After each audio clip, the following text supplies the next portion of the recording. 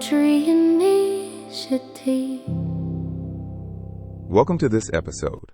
Today, we're exploring a deeply personal and insightful reflection from a patient's perspective about what it really means to be a healer in a hospital. It's a story that challenges the usual focus on doctors and nurses and instead shines a light on the many people whose care often goes unnoticed. Absolutely, Liam. The piece we're discussing is by Lowell Unruh, who spent time at University Hospital and came away with a profound understanding. Healing isn't confined to white coats or job titles. It's about the everyday choices people make to see the person behind the patient and to serve with kindness and dignity. Right, and that's the central theme here. Healers are everywhere in a hospital. Not just the clinicians, but environmental services staff, certified nursing assistants, respiratory therapists, transport workers, dietary staff, unit secretaries, and more. It's a broad, inclusive definition that really expands how we think about healthcare teams. What struck me was how Lowell describes environmental services staff as quiet angels. They clean rooms silently, adjust trash liners, wipe down rails that have borne the weight of pain, and even ask, "Is there anything else I can get you?" even though it's not part of their job description. That simple question becomes a symbol of care and presence. That's a powerful detail. It shows how small acts, often invisible, carry immense meaning.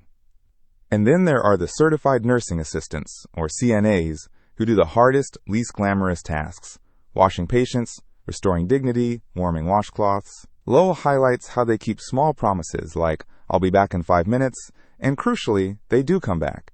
It's those small promises that build trust and a sense of being seen.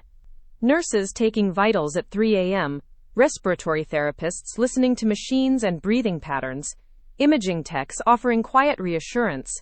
Each role contributes uniquely. Transport staff are described as pilots in a storm, skillfully navigating gurneys through hospital hallways. It's a vivid image. And dietary workers, who slide in trays and treat patients as people, not just room numbers. Unit secretaries, who make multiple calls just to give a family member 5 more minutes at the bedside. These roles are often overlooked, but are essential to the patient experience. Then there are the doctors, of course. But Lowell's focus isn't just on surgeons or attendings with skilled hands. He remembers the quiet intensivist who simply sits at the edge of the bed until the patient's breathing slows, and the resident who says, "I read your chart twice," as if diligence itself is a form of care. That's a beautiful way to put it. It reminds us that kindness and presence often matter more than titles or procedures. And this recurring question, "Is there anything else I can get you?" becomes a ritual of care. Even when Lowell was NPO nil per OS, meaning he wasn't allowed to have anything by mouth, he'd smile and answer, "Yes, there is." Right, and that's important to highlight. The question isn't just about physical needs, it's about human connection. Lowell's response shows how much those moments of presence and kindness mean, even when the literal answer is no. Exactly. And the milkshake story really stood out to me. From his hospital bed, Lowell would point to a local drive-in called P. Terry's and joke about bringing back double Dutch chocolate milkshakes.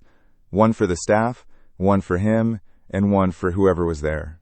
The staff couldn't bring the milkshakes, but sharing that moment of normalcy and humor was deeply meaningful.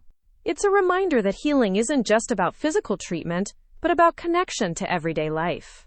Lowell also asked to leave his hospital room door open at night to hear the sounds of the hallway, the squeak of shoes, whispers over coffee, the wheels of carts bringing help. That open door was a tether to the world outside, a symbol of hope and life continuing beyond the hospital walls. That image really stuck with me. It's like the hospital room can feel isolating, but that open door invites the world in. It's a small act, but it carries a lot of weight in terms of emotional healing. And we can't overlook the role of family. Lowell credits his daughter and former partner as fierce protectors who translated medical jargon, asked the hard questions, and kept vigil so he could rest. Their presence was a form of grace, a reminder that healing is a collective effort involving loved ones as advocates and emotional support. That's a crucial point. Family members often become the bridge between the patient and the complex healthcare system. They provide not just emotional support, but also advocacy, which can be life-saving. Now, Liam, Lowell does acknowledge systemic issues in healthcare, things like accountability, policies, and the broader challenges. But his focus here is different.